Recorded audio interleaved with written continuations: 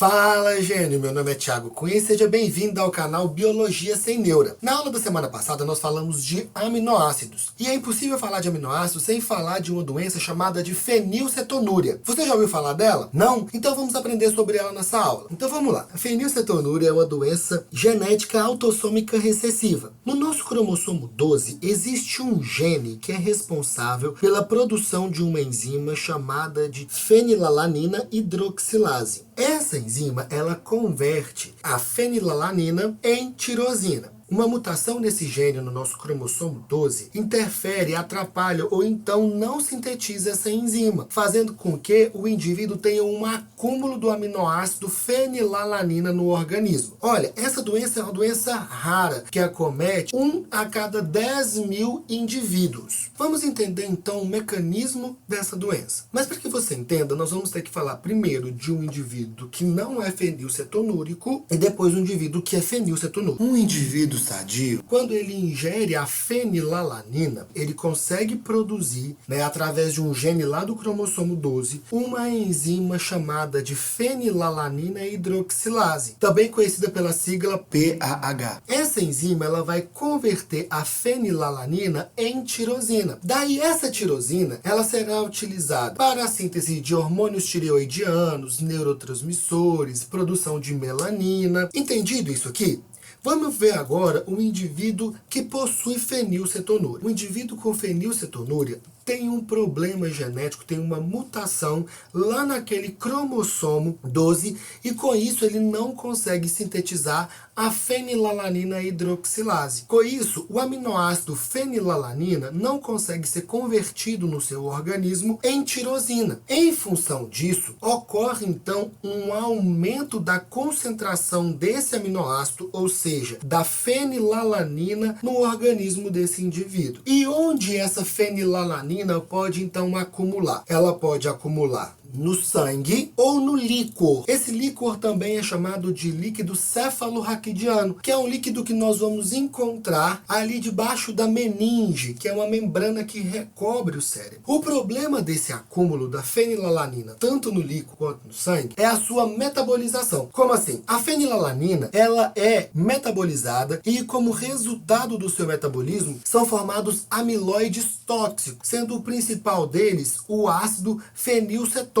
Por isso a doença é chamada de fenilcetonúria. Esse ácido fenilcetônico ele pode ocasionar danos ao nosso organismo. Exemplo, se ele estiver no líquor, ele pode ocasionar danos ao nosso sistema nervoso central. Quando eu encontro grande quantidade desse amiloide no nosso sangue, esse amiloide ele será excretado pela urina. E aí, a urina do indivíduo fenilcetonúrico tem um odor muito forte, tem um odor muito desagradável e bem característico da doença. Bom, você ouviu falar que essa doença é uma doença genética autossômica recessiva. Vamos entender então um pouco a hereditariedade dessa doença. Para que você entenda isso, vou fazer para você aqui uma legendinha. Olha, nós sabemos que os nossos cromossomos, eles são organizados aos pares no nosso organismo, certo? E cada cromossomo vai trazer então esse alelo. Esses genes ou esses alelos, eles são responsáveis por algumas características no nosso organismo. Mas lembra comigo, lá no cromossomo 12 eu tenho esse gene que é responsável pela produção dessa enzima. Sendo assim, vamos colocar nomes desse alelo. Nós vamos chamar esse alelo de F. Toda vez que o alelo ele for dominante, ele será representado pela letra F maiúscula. E toda vez que ele for recessivo, ele vai ser representado pela letra F minúscula. Então, para essa doença, nós podemos encontrar casos de ter dois alelos F maiúsculo ou Fzão. Nesse caso, nós falamos que o indivíduo ele é homozigoto dominante ou não afetado pela doença. Podemos encontrar também indivíduos que possuem um alelo dominante e um alelo recessivo. Esse é chamado de heterozigoto ou então portador do alelo da doença. E quando nós encontramos dois alelos recessivos, nós chamamos esse indivíduo de homozigoto recessivo e no caso dessa doença, de indivíduo doente ou afetado. Então vamos olhar aqui as possibilidades genéticas que podemos ter para essa doença. Para que um indivíduo tenha essa doença, os pais, eles precisam ser portadores do gene. No primeiro caso que eu vou te mostrar, os pais, eles são heterozigotos. Quando os pais são heterozigotos, eu vou ter aqui, vamos lembrar da primeira lei mendeliana, a lei da segregação independente. Um gene do pai vai cruzar com o gene da mãe e o outro gene do pai vai cruzar com o outro gene da mãe. Então esse primeiro gene do pai é Fzão e vai cruzar com o primeiro gene da mãe, que também é Fzão, dando aqui então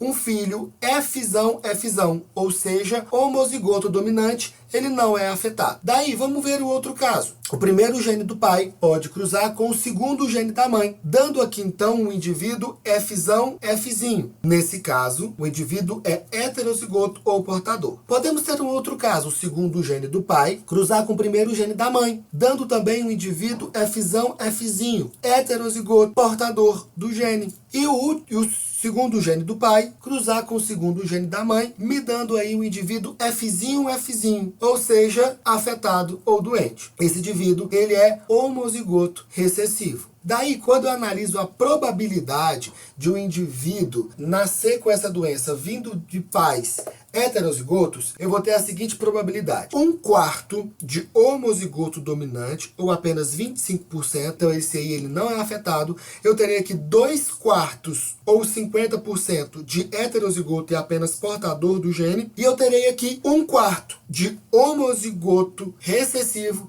afetado ou doente, ou apenas 25%. Então, num cruzamento entre pais heterozigotos, eu tenho a chance de 25% de ter um filho, de ter uma criança homozigota recessiva, ou seja, doente. A proporção genotípica para esse tipo de cruzamento é 1:2:1. 1 homozigoto dominante, 2 heterozigotos e 1 homozigoto recessivo. A outra possibilidade de ter filhos afetados ou doentes é ter um cruzamento entre um indivíduo heterozigoto e um indivíduo homozigoto recessivo, como eu coloquei aqui para você. Aqui eu coloquei um pai heterozigoto e uma mãe homozigoto recessiva. Nesse caso, o primeiro gene do pai, que é Fzão, vai cruzar com o primeiro gene da mãe, que é Fzinho, dando aqui uma criança Fzinho, ou seja, heterozigoto. Ela é apenas portador, mas ela não é doente. O primeiro gene do pai vai cruzar com o segundo gene da mãe, dando aqui uma criança heterozigoto, Fzinho. Ela não é doente, é apenas portadora do alelo recessivo. O segundo gene do pai pode cruzar com o primeiro gene da mãe, dando aqui então uma criança homozigota recessiva,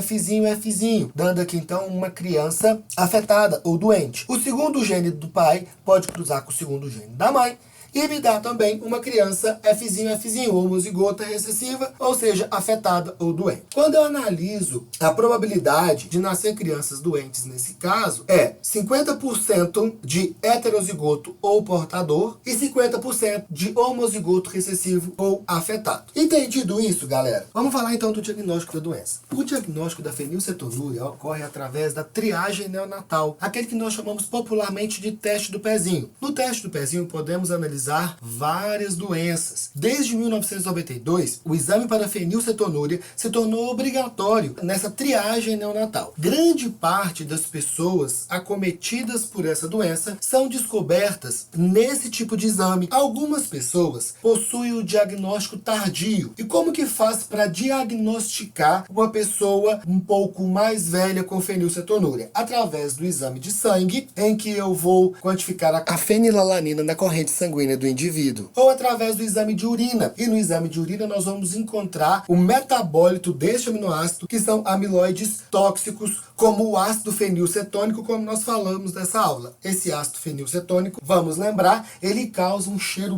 bem desagradável na urina do portador da doença. Vamos falar dos sintomas da fenilcetonúria? Então vamos lá. A fenilcetonúria pode ocasionar no indivíduo problemas comportamentais ou sociais, tremores ou espasmos musculares, principalmente em braços e pernas, convulsões, hiperatividade, alteração no crescimento, dermatite atópica, ou também chamado de eczema, odor desagradável na urina. Olha, precisamos também tomar bastante cuidado em gestantes que possuem essa doença. Mulheres em estágio fértil e que possuem fenilcetonúria precisa ter um acompanhamento mais de perto. Por quê? Em gestantes, o excesso dessa fenilalanina pode ocasionar problemas no desenvolvimento desenvolvimento do encéfalo da criança, do feto. Com isso, pode ocasionar no feto a microcefalia. Daí você me pergunta, Tiago, essa doença tem tratamento? Então, pessoal, o tratamento mais eficaz para essa doença é evitar ingerir alimentos que possuam o aminoácido fenilalanina. E onde que nós podemos encontrar fenilalanina? Em carnes, leites, ovos, farinha de trigo,